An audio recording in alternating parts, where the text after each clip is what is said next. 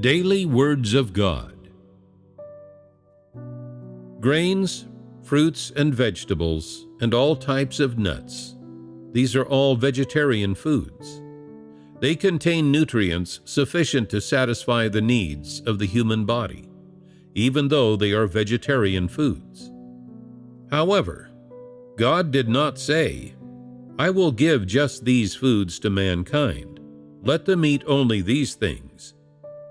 God did not stop there, but went on to prepare for mankind many more foods that are even more delicious.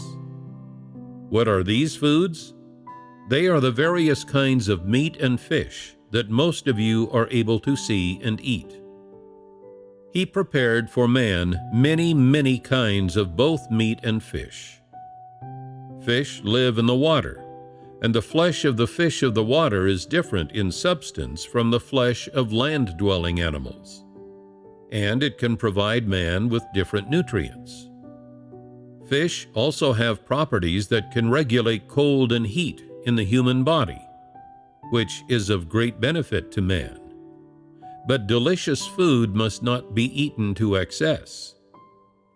As I have already said, God bestows on mankind the right quantity at the right time, so that people can properly enjoy His bestowal in a normal way and in accordance with the season and time. Now, what kinds of foods are included in the category of poultry? Chicken, quail, pigeon, and so on and so forth. Many people also eat duck and goose. Though God has provided all these kinds of meat, He made certain requirements of His chosen people and put specific limits on their diet during the age of law. These days, these limits are based on individual taste and personal interpretation.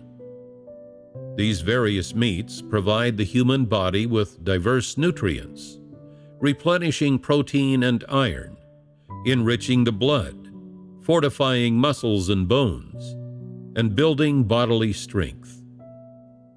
Regardless of how people cook and eat them, these meats can help people improve the flavor of their food and bolster their appetite, while also satisfying their stomachs.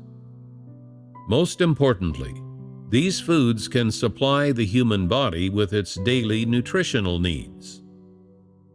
This was God's consideration when He made food ready for mankind.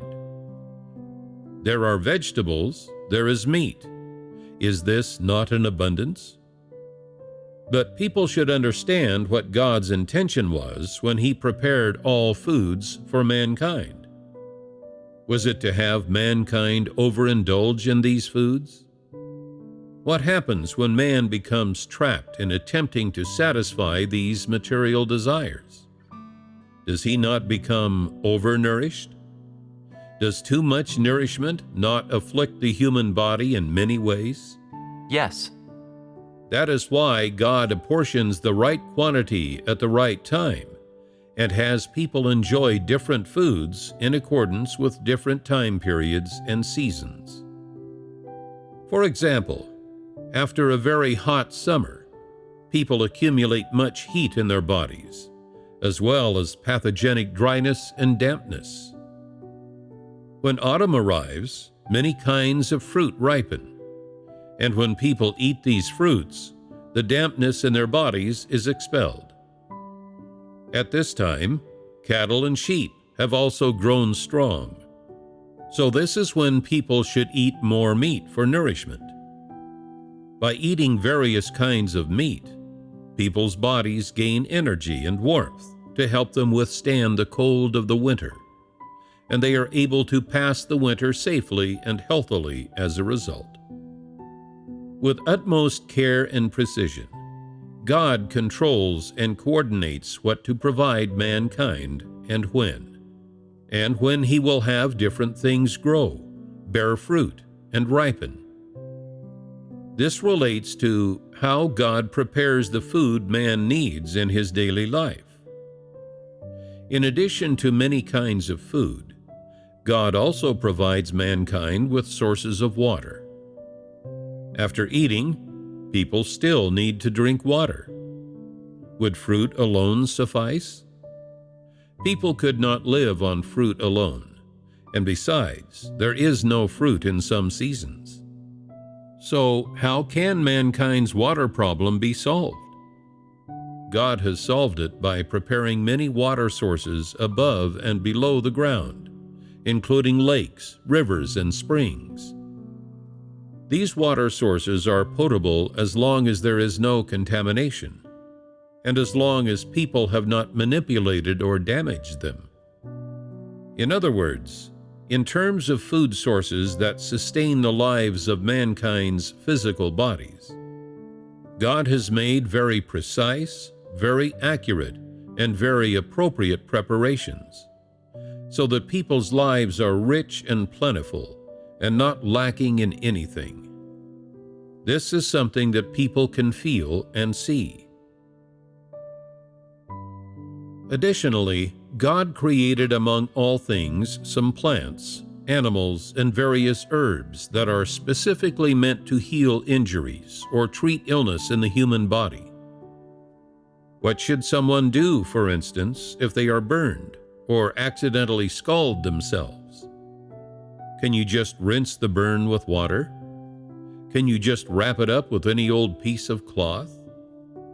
If you do that, the wound might fill with pus or become infected. If someone gets a fever, for instance, or catches a cold, suffers an injury while working, develops a stomach ailment from eating the wrong thing, or develops certain diseases caused by lifestyle factors or emotional issues, including vascular diseases, psychological conditions, or diseases of the internal organs, then there are corresponding plants that cure their conditions. There are plants that improve blood circulation and remove stagnation, relieve pain, staunch bleeding, provide anesthesia, help heal the skin and return it to a normal condition, and disperse stagnant blood and eliminate toxins from the body. In short, these plants have uses in daily life. People can use them, and they have been prepared by God for the human body in case of need. God allowed man to discover some of them by happenstance, while others were discovered by people whom God chose to do so, or as a result of special phenomena he orchestrated. Following the discovery of these plants, mankind would pass them down, and many people would come to know about them.